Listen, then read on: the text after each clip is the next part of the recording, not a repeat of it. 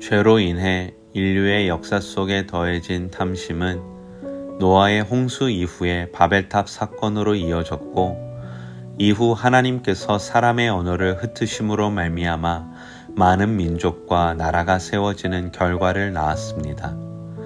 그로 인해 아브라함이 가나안 땅 남쪽에 헤브론에 있는 마므레의 상수리 수풀에 정착하기 시작한 당시에도 그 주변의 서방 국가들과 동방 국가들은 연맹을 맺으며 전쟁을 일으켰습니다.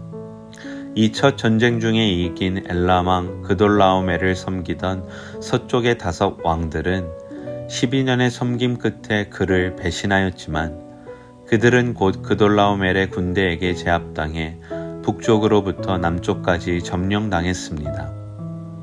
이때 아브라함을 떠나 악한 죄인들이 가득했던 소돔으로 향한 롯은 결국 그 탐심의 끝에 소돔에 거주하게 되었었는데, 그와 그 가족들 또한 엘람 왕의 군대에 사로잡혀 포로의 신세가 되었습니다.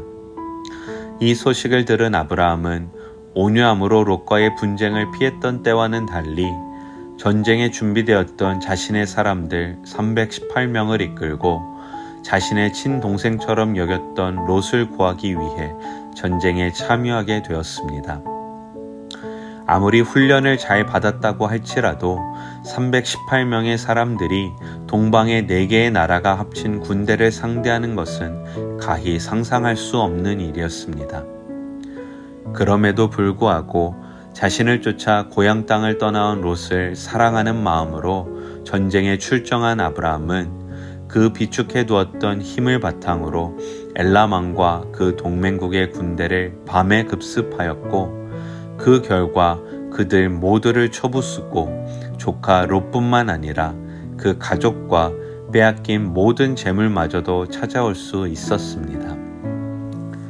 탐심의 눈이 가리워 자기 자신의 유익만을 쫓았던 롯의 모습과는 달리 하나님을 믿는 믿음으로 인해 하나님을 바라보는 시선을 회복한 아브라함은 자신의 생명까지도 망설임 없이 내어줄 각오로 생명의 위협에 빠진 조카 롯을 위하는 모습을 보였습니다. 아브라함이 있었던 헤브론에서 단까지는 무려 200km가 넘는 거리였음에도 불구하고 아브라함이 한시의 지체함도 없이 용기 있게 달려갔기에 죽음의 위협 앞에 놓인 롯의 생명을 되찾을 수 있었기 때문입니다. 한 가지 중요한 점은 아브라함이 보인 믿음의 용기는 다만 전쟁에서의 승리로만 드러난 것이 아니었다는 것입니다. 한참이나 어린 조카 롯의 탐심 가운데 보인 선택들과 결과에 자신의 생명마저 위협당할 수 있었음을 감안한다면 충분히 롯을 향한 미움과 자신의 생명이 위협당할 수 있는 두려움 때문에 그를 구하는 일을 포기할 수도 있었을 것입니다. 하지만 애굽에서의 사건을 통해 자신의 만용을 용서하시며 자신의 생명을 지키는 분은 오직 하나님이심을 경험했었기에 그는 롯을 용서하는 믿음의 용기를 통해 그를 구해낼 모든 방법과 힘을 동원할 수 있었던 것입니다. 그 믿음 가운데 하나님께서 롯을 구해낼 힘과 지혜와 방법을 주실 것이라 믿었기 때문입니다.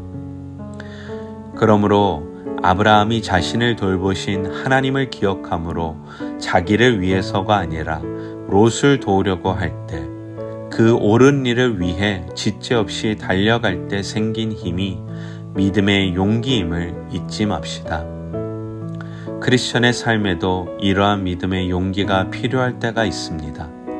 하지만 그 용기의 주체가 내가 된다면 그 용기는 그저 만용과 과신, 허세와 위선에 지나지 않을 것입니다.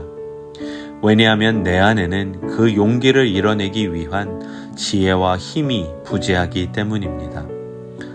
그렇기 때문에 크리스천의 용기의 근원은 우리를 십자가의 사랑으로 용서하여 주셨으며 여전히 그 신실하신 사랑으로 우리를 추격하시는 하나님이셔야만 합니다. 그리하여 나의 만족과 유익을 위해서가 아닌 내 곁에 한 사람을 위해 말씀의 뜻을 쫓아 오늘에만 가능한 믿음의 용기를 발휘할 수 있길 소망합니다. 이 말씀을 바탕으로 함께 기도하는 시간을 갖도록 하시겠습니다.